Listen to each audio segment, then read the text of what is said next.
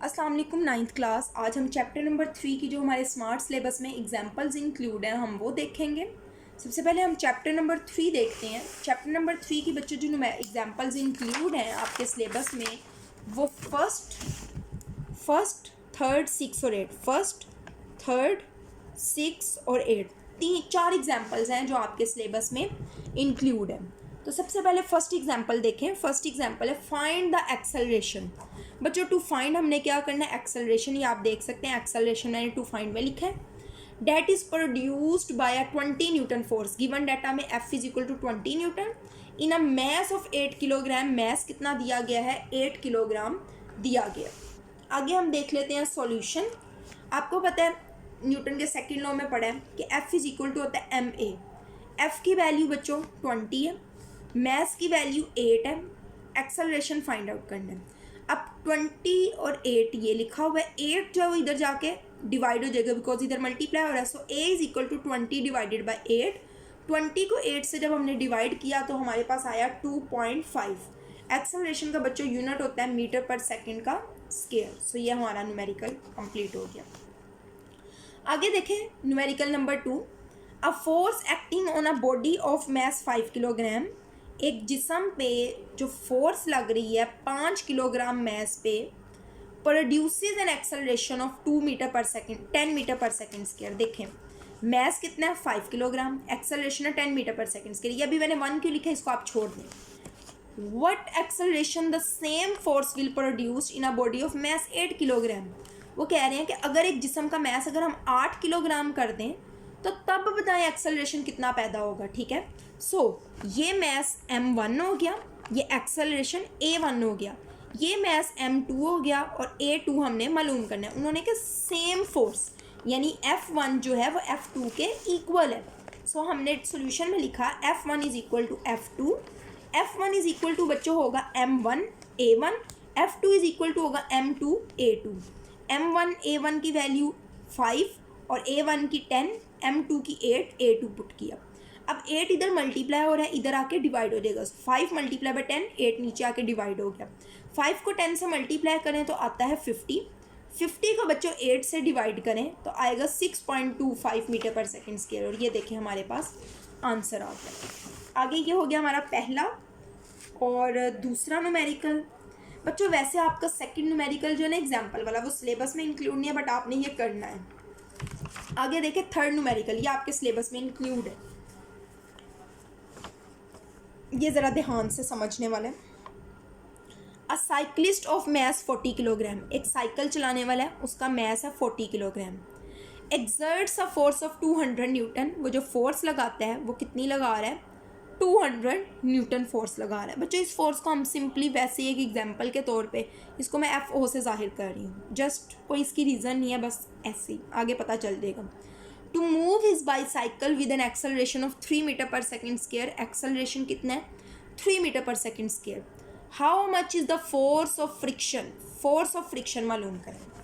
अब बच्चों आप लोगों को पता है नेट फोर्स की अगर हम बात करें, नेट फोर्स एक बॉडी पे लगाई जाने वाली फोर्स, जितनी हम टोटल फोर्स लगा रहे होते हैं अप्लाइड फोर्स, और उसमें से जो ज़ाया हो जाती है, लेट्स से कि वो ज़ाया हो रही है फ्रिक्शन की वजह से, तो उसके बराबर होती है। अब उन्होंने पूछा है फोर्स ऑफ फ्रिक्शन मालूम करें, यानी फ्रिक्शन जो है बच्चों वो बराबर होगी नेट फोर्स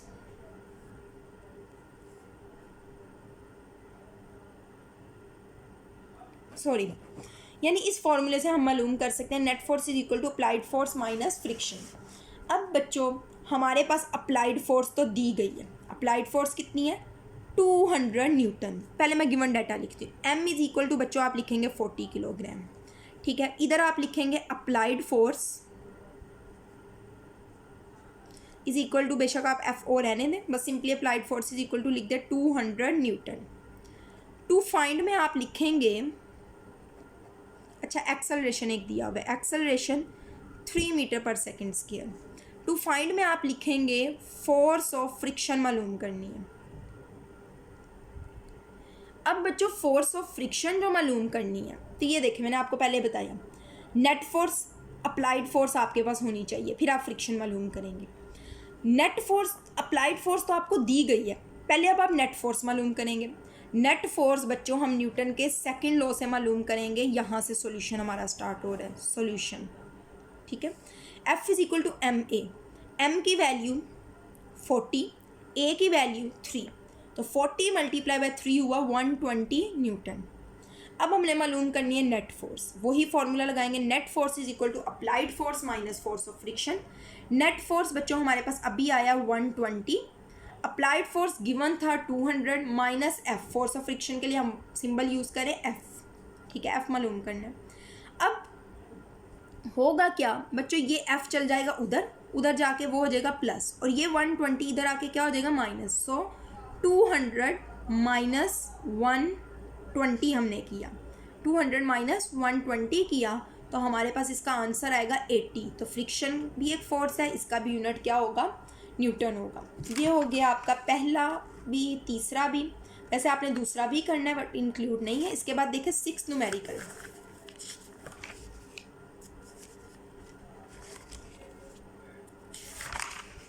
न्यूमेरिकल बच्चे देखें।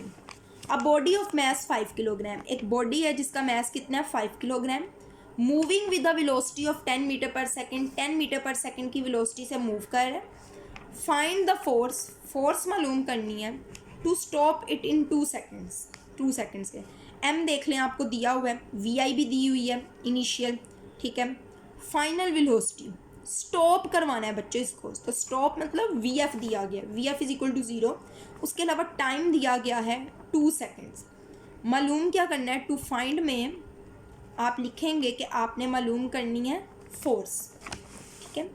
अब बच्चों आपको पता है, मैं यहाँ पे करवाती हूँ, ये फोर्स एंड मोमेंटम के टॉपिक में आपने फॉर्मूला पढ़ा था, F is equal to P F minus P I divided by time, ठीक है।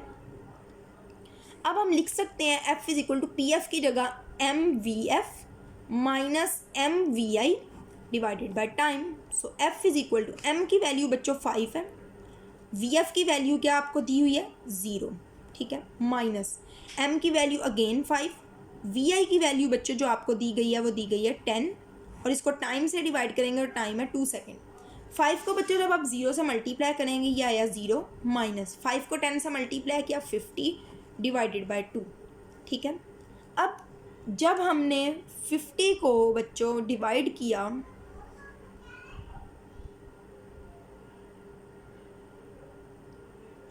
एक सेकेंड,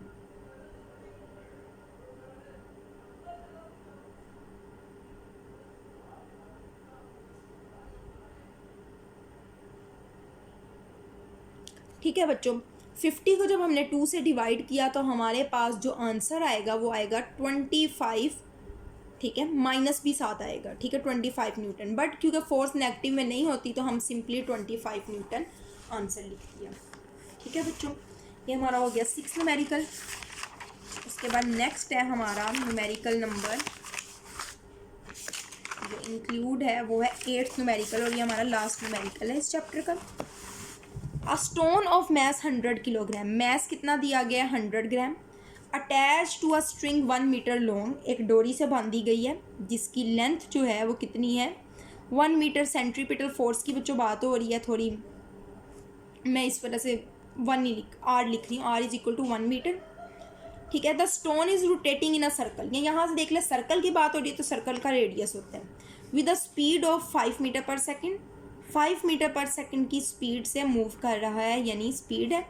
टेंशन मालूम करनी है बच्चों, बेसिकली इस टेंशन का मतलब है सेंट्रीपिटल फोर्स। कैसे पता चला, देखें आपने ये जब सेंट्रीपिटल फोर्स का टॉपिक पढ़ा था, आपने पढ़ा था कि ये जो सेंट्रीपिटल फोर्स है ना, the tension in the string provides the necessary centripetal force, जो रस्सी में मौजूद टेंशन होती है वही सेंट्रीपिटल फोर्स मुहैया करती है।